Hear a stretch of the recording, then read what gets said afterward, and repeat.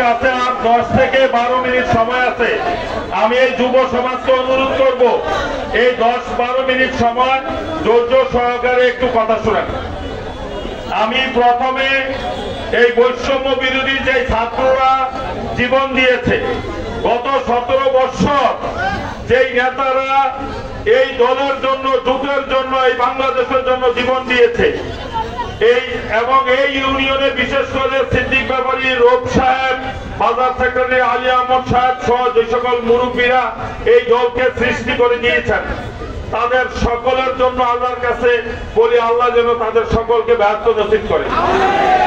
আমি আমার প্রিয় নেতা তারেক রহমান, আমার প্রিয় নেত্রী খালেদা জিয়া, আমার প্রিয় এই দলের প্রতিষ্ঠাতা যিনি এই দেশের জন্য কাজ করেছেন, শহীদ হয়েছেন, জিয়াউর রহমান, তাদের পরিবারের সকলের জন্য দোয়া। আমরা আজকে এই ভারল্লা শাহ ইসরাইল, শাহ নুরুদ্দিন এবং ইসমাইল সাহেবের ওলিদের এই ভারল্লাতে আমি বক্তব্য দিয়ে আপনাদেরকে বিস্তারিত বলবো এটা কিছু না। আপনারা বারবার, আমি যতবার নির্বাচন করেছি এই ভারল্লায় কোন কেন্দ্রে আমি কখনো ফেল করি নাই। আপনারা সব সময় আমাদের পাশে ছিলেন, আমার পাশে ছিলেন। এখানে জয়ী চেয়ারম্যানের ভাতিজা সালাউদ্দিন, ছাত্রদলের সভাপতি সহ মোকামেল ইউনুস, এদিকে আমাদের মঞ্জু ভাই মজিদ, এবং যারা ছাত্রদল, যুবদল, সবাইকে আমি বলবো, যারা শিশু আছেন, যারা অক্লান্ত কষ্ট করেছ এই প্রোগ্রামের জন্য, তোমাদের সকলের জন্য দোয়া করি। আমি বলি, আপনারা কত বছর পরে এই মাঠের মধ্যে আজকে আমরা সুষ্ঠুভাবে কথা বলতে পারছি, জানেন? কত বছর? আমাদের সকলের বাক শক্তি, আমাদের সকলের কথা বলা বন্ধ করে দিয়েছিল। এই মাঠে মাহফিল করতে হলে মাহফিলের অনুমতি নাকি সরকার থেকে আনতে হইব। এই মসজিদের ইমাম সাহেব, এই মসজিদের, এই মাদ্রাসার প্রিন্সিপাল যদি হক কথা বলতে চাইতো, তাইলে তাকে বলা হয়তো জঙ্গি, তাকে বলা হয়তো যে তাকে অ্যারেস্ট করে নিয়ে আসো, ঠিক না? এরকম অনেক নির্যাতন বাংলাদেশে হয়েছে, এই 10 মিনিটে বইলা শেষ করতে পারবো না।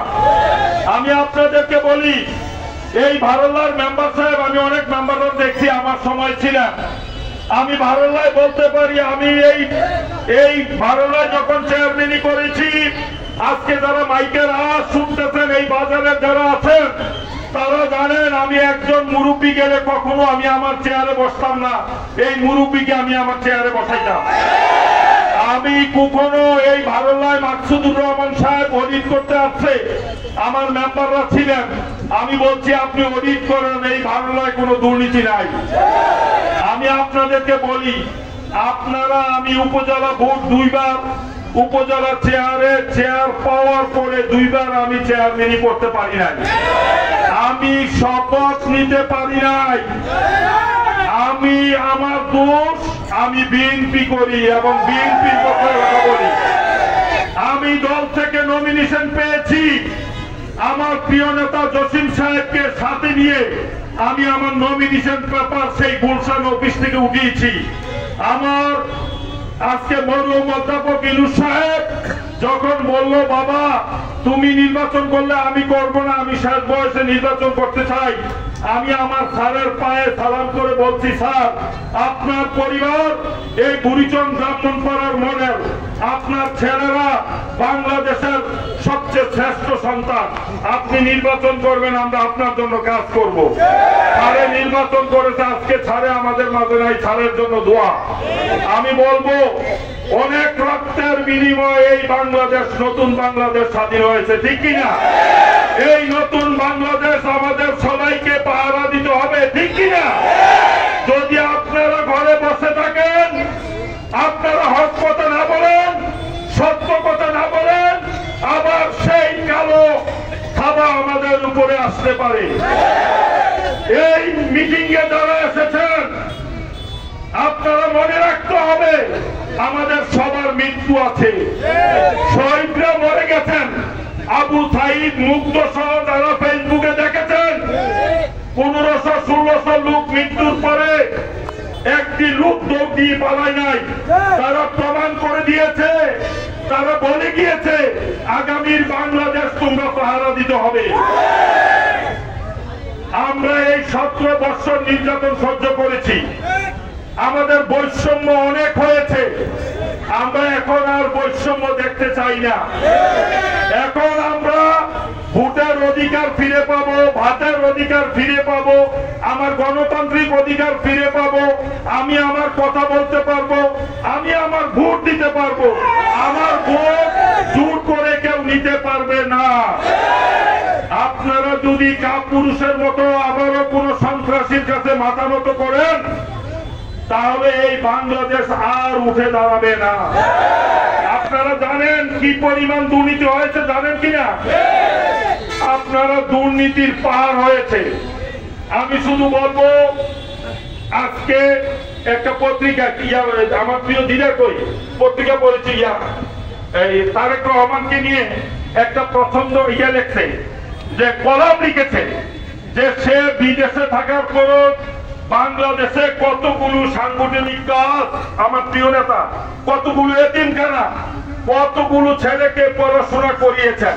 আপনি জানেন একজন ইউনিয়ন পরিষদের চেয়ারম্যান দায়িত্ব পালন করলে, একজন মেম্বার দায়িত্ব পালন করলে কত ব্যস্ত। উনি পুরো বাংলাদেশের একটি দলের দায়িত্ব সহ কতগুলো পরিবারের দায়িত্ব পালন করেছেন, শহীদ পরিবারদের খবর নিয়েছেন। আজকে আপনাদের কাছে বলতে চাই, শহীদ জিয়াউর রহমান এই বাংলাদেশে বহুদলীয় গণতন্ত্র প্রতিষ্ঠাতা, উনি সকল দলের মানুষকে কথা বলার অধিকার দিয়েছেন। উনার পরিবার কি পরিমাণ নির্যাতিত, উনি চট্টগ্রামে সার্কেল হাউসে শহীদ হয়েছেন। উনার বারবারের প্রধানমন্ত্রী আপনাদের প্রিয় নেত্রী খালেদা জিয়াকে আপনারা দেখেন নাই কিভাবে উনি ঘর থেকে বের করে দেওয়া হয়েছে, দেখেছি? উনি আজকের দিন পর্যন্ত অসুস্থ, উনার কিন্তু থাকার কোনো জায়গা ছিল না। উনি অন্যের একটি বাড়িতে মেজর কামরুল সাহেবের বাড়ি থেকে উনি উঠেছেন।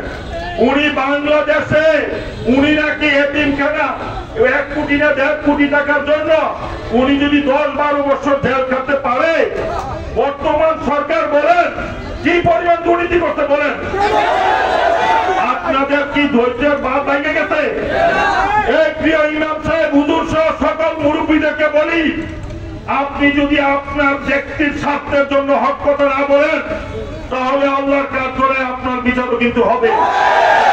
বারবারের প্রধানমন্ত্রী তার থাকার একটি বাড়ি ছিল না, সে অন্যের একটি বাড়িতে উঠেছে। তাকে মাত্র 1 থেকে 2 কোটি টাকার জন্য 10 থেকে 12 বছর জেল খাটতে হয়েছে। সে কারোর সাথে দেখা করতে পারে নাই, তাকে নির্যাতন করা হয়েছে। আজকে আপনার এই মিথ্যা মামলার জন্য তার ছেলে আজকের দিন পর্যন্ত বাংলাদেশে আসতে পারছে না। সেই সুদূর লন্ডন থেকে সকল প্রবাসীদেরকে, সারা পৃথিবীর সকল প্রবাসীদেরকে ঐক্য করেছে।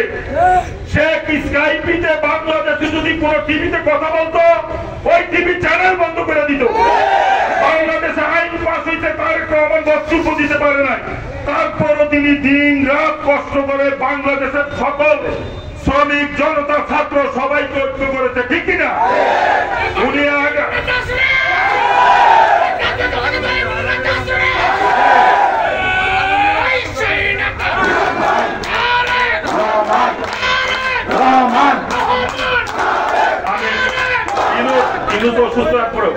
এই প্রিয় নেতা এই সারাক্ষণ বাংলাদেশের প্রতিটি থানা, প্রতিটি ওয়ার্ডে, প্রতিটি ইউনিয়নে উনি ফোনে কথা বলেছে।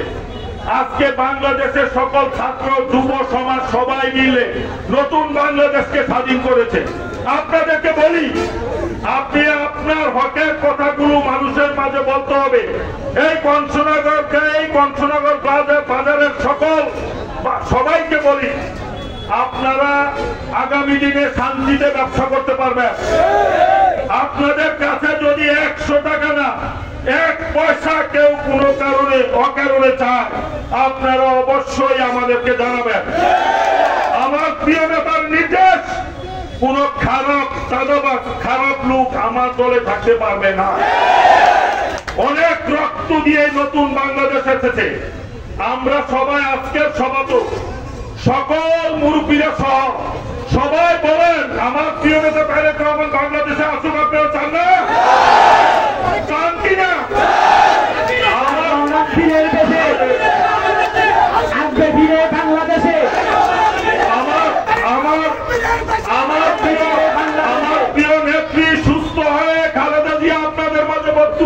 আপনারা চান না? আমার প্রিয় নেতা তারেক রহমানের সকল মামলা বিধি মোতাবেক, আইনি মোতাবেক এই মিথ্যা মামলাগুলো প্রত্যাহার করতে চান না? এই বাংলাদেশকে নতুন করে সুন্দর করে আবার এই বিএনপির হাত ধরে মাথা উঁচু করে দাঁড়াক আপনারা চান না? আমরা সবাই ঐক্যবদ্ধ থাকতে হবে। আমি কারো বদনাম বলতে আসি নাই এখানে। এই মাত্র দেশ স্বাধীন হয়েছে, এই দলের সবার আপনি চা দোকানে কাজ করে এক কাপ চা খাওয়াইছেন বিএনপির জন্য, আপনার এই দলের প্রতি হক আছে। আপনি বিএনপির জন্য মন কাঁপছে, কিন্তু গত 17 বছর বিএনপির জন্য কথা বলতে পারেন নাই, আপনার এই দলে হক আছে। এই দলের জন্য বহুত মানুষ ঘরে ঘুমাইতে পারে নাই, আপনার এই দলের জন্য হক আছে। এই দলকে আগাইয়া নেওয়ার জন্য প্রথম হাতিয়ার হয়েছেন আপনারা। আপনারা কি আগামী দিনে এই বাংলাদেশের বিএনপিকে আগাইয়া দিবেন? তারেক রহমানকে বাংলাদেশে ফিরিয়ে আনবেন? আমার নেত্রীর বক্তব্য শোনার জন্য আগ্রহ আছে? আমি আর আমার বক্তব্য বাড়াচ্ছি না। আমি শুধু আপনাদেরকে বলবো আমার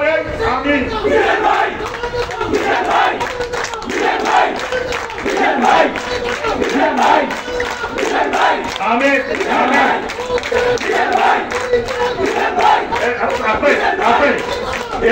এই প্রোগ্রামকে সার্থক করার জন্য যুবদল, ছাত্রদল, স্বেচ্ছাসেবক দল, কৃষক দল সব বিএনপি মজিদ বাহাদুর ভাই, আমি তোমাদেরকে এবং আমি এই ইউনিয়নের সকল মুরব্বীরা, দোল মাস্টার, হাকিম মিয়াজি সহ, আলী হোসেন ভাই সহ, সেলিম ভাই, যারা আমি নাম বলবো না, ছাত্রদল, যুবদল সবাইকে আমি বলবো, এই কষ্ট যদি ছাত্ররা জুনের 4 তারিখ থেকে আগস্টের 5 তারিখ পর্যন্ত যদি ঢাকা ছাইড়ে না আইতে পারে, তাদের তুলনায় তোমাদের কষ্ট পুরো। তোমরা তো এখন ঘরে ঘুমাইতে পারো, এখানে প্যান্ডেল বানাইতে পারো। যদি আজকে 5 তারিখে স্বাধীন না হইতো, এই প্যান্ডেল তো বানাইতো কয়বার পুলিশ আইলে। হ্যাঁ, এর জন্য আমি মিডিয়ার সকল ভাইদেরকে ধন্যবাদ জানাই এবং প্রবাসী অনেক ভাইয়েরা আমাকে ফোন দিয়ে অনেক বলেছে যে দলের জন্য কাজ করেন, আমরা প্রবাস থেকে আপনার জন্য দোয়া করি। আমি প্রবাসী ভাইদেরকে ধন্যবাদ জানাচ্ছি, বিশেষ করে দুলাল ভাই আমেরিকা প্রবাসী আমাকে সালাম জানিয়েছে, ওনার জন্য আপনারা দোয়া করবেন, উনি সর্বাত্মকভাবে সহযোগিতা করে। আমি আপনাদেরকে বলবো, এই সাংবাদিক ভাইদেরকে বলবো, আপনারা আমাদের পাশে থাকবেন, আমাদের ভুল ত্রুটি আপনারা ধরে দিবেন। আগামী দিনের মতো একতন্ত্রভাবে কথা বলবেন না। আমাদের যদি কোনো ভুল ত্রুটি হয়ে থাকে, আপনারা যদি আমাদেরকে বলেন, ইনশাল্লাহ আমরা সংশোধন করব। আমি আপনাদের মাধ্যমে একটা মেসেজ দিতে চাই, আমার বুড়িচং ব্রাহ্মণপাড়াকে বিএনপির নামের উপরে কেউ যেন কোথাও কোনো মানুষকে কষ্ট না দেয়। আমি এখানেই আমার বক্তব্য শেষ করলাম। আসসালামু আলাইকুম।